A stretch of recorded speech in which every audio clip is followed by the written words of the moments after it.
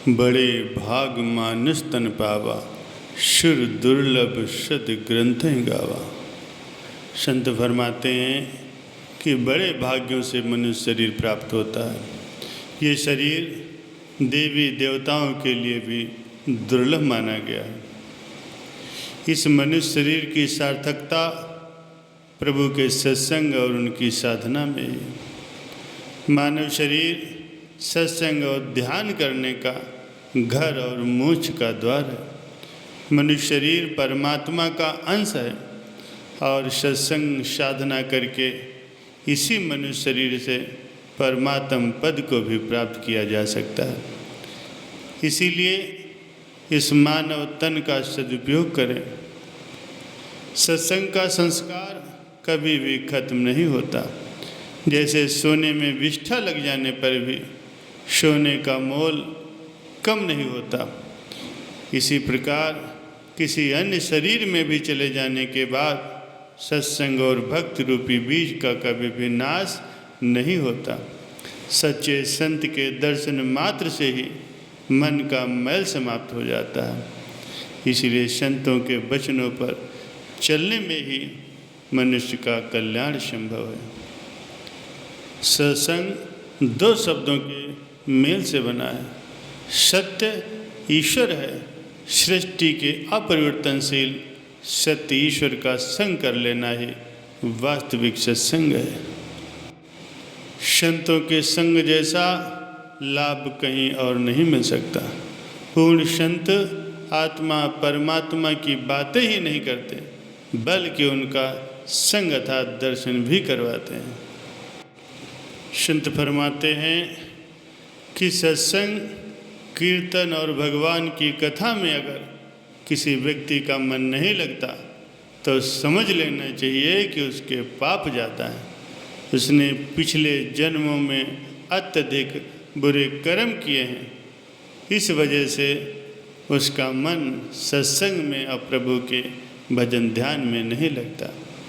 श्री तुलसीदास जी महाराज जी ने फरमाया है कि तुलसी पिछले पाप से हर चर्चा न सुहाए, जैसे ज्वर के जोर से भूख विदा हो जाए। जब बुखार का जोर होता है तो अन्न अच्छा नहीं लगता, उसको अन्न से भी गंध आती है। जैसे भीतर में बुखार का जोर होता है तो अन्न अच्छा नहीं लगता, वैसे ही जिसके पापों का जोर ज़्यादा होता है वो भजन नहीं कर सकता, वो सत्संग में नहीं जा सकता। बंगाल के गांव में एक बूढ़ा आदमी सरोवर के किनारे मछलियां पकड़ रहा था। दो गुरु के सेवादारों ने उसे देख लिया कि ये आदमी तो बूढ़ा हो गया है, बेचारा मालिक के भजन में लग जाए तो इसका कल्याण हो जाएगा। तो वो उससे जा कर के मिले और उससे कहा कि तुम मालिक के नाम का उच्चारण करो। लेकिन उस बूढ़े आदमी को राम नाम आया है नहीं। वो मेहनत करने पर भी प्रभु के नाम का सही उच्चारण नहीं कर सका। कई नाम बताने के बाद भी अंत में वो होरे होरे कहने लगा। इस नाम का उच्चारण हुआ और कोई नाम नहीं आया। तो उससे पूछा गया तुम्हें एक दिन में कितने पैसे मिल जाते हैं? तो उस बूढ़े ने बताया कि इतनी मछलियां मारने से इतने पैसे मिलते हैं। तो उन गुरु के सेवादारों ने कहा कि उतने पैसों के चावल हम तुमको दे देंगे, तुम हमारी दुकान में बैठ कर के दिन भर हो रे अर्थात प्रभु का नाम जपा करो। उसको किसी तरह वो दुकान पर ले आए। वो एक दिन तो बैठा, दूसरे दिन थोड़ा देर से आया और तीसरे दिन फिर आया ही नहीं। 2-3 दिन के बाद जब जा कर के देखा तो वो बूढ़ा फिर उसी पुरानी जगह में धूप में मछलियां पकड़ता हुआ मिल गया। उन्होंने उस बूढ़े से कहा कि तुम वहाँ दुकान की छाया में बैठा करते थे, तुम्हें वहाँ क्या तकलीफ थी। तुमको यहाँ जितना मिलता है उतना अनाज हम तुमको दे देते थे, केवल दिन भर बैठ करके प्रभु नाम का कीर्तन किया करो। तो उस बूढ़े ने कहा, ये मेरे से नहीं होगा, वो दुकान पर नहीं बैठ सकेगा। प्यारे सज्जनों, पापी का शुभ काम में लगना बड़ा कठिन होता है। इसीलिए संत फरमाते हैं कि जो कोई भाई सत्संग में रुचि रखते हैं, सत्संग में जाते हैं, सद्गुरु से नामदान की दीक्षा लेते हैं, मालिक के नाम का जप करते हैं, उन पुरुषों को मामूली नहीं समझना चाहिए।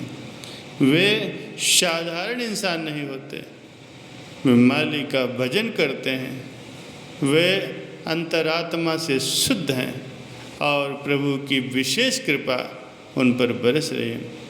परंतु जो लोग उस मालिक की तरफ चलते हैं, उनको अपनी बहादुरी नहीं माननी चाहिए कि हम बड़े अच्छे हैं। हमें तो उस मालिक की कृपा माननी चाहिए जिससे हमें सत्संग भजन ध्यान करने का मौका मिला है। हमें ऐसा समझना चाहिए कि ऐसे कलयुग के समय में हमें मालिक का सत्संग सुनने को मिल रहा है, हम उस मालिक का नाम लेते हैं, हम पर उनकी बड़ी कृपा है। प्यारे सज्जनों, एक बार गुरु नानक देव जी महाराज जी के सत्संग में एक छोटा लड़का प्रतिदिन आकर के बैठ जाता था। एक दिन गुरु नानक देव जी ने उससे पूछा, बेटा कार्तिक के महीने में इतनी सुबह इतनी जल्दी आ जाता है क्यों? वो लड़का बोला, महाराज क्या पता कब मौत आकर के मुझे ले जाए। नानक जी बोले, इतनी छोटी सी उम्र का लड़का, अभी तुझे मौत थोड़े ही मारेगी, अभी तो तू जवान होगा, बूढ़ा होगा, फिर मौत आएगी। वो लड़का बोला, महाराज मेरी माँ एक बार चूल्हा जला रही थी, बड़ी बड़ी लकड़ियों को आग ने नहीं पकड़ा, तो फिर उन्होंने मुझसे छोटी छोटी लकड़ियाँ मंगवाई। मेरी माँ ने जब चूल्हे में छोटी छोटी लकड़ियाँ डाली तो उनको आग ने जल्दी पकड़ लिया। इसी तरह हो सकता है मुझे भी छोटी उम्र में ही मृत्यु पकड़ ले जाए, इसीलिए मैं अभी से ही सत्संग में आ जाता हूँ। प्यारे सज्जनों, इसीलिए जल्दी से परमात्मा से प्रेम करके अपने जीवन को सफल बना लो। इन श्वासों से बड़ा दगाबाज कोई नहीं, कहीं बाद में पश्चाताप न करना पड़े। इसीलिए ज़्यादा से ज़्यादा मालिक के नाम का सिमरन करो, उनकी भक्ति करो, ताकि तुम्हारा ये जीवन भी सुखपूर्वक व्यतीत हो और परलोक भी संवर जाए।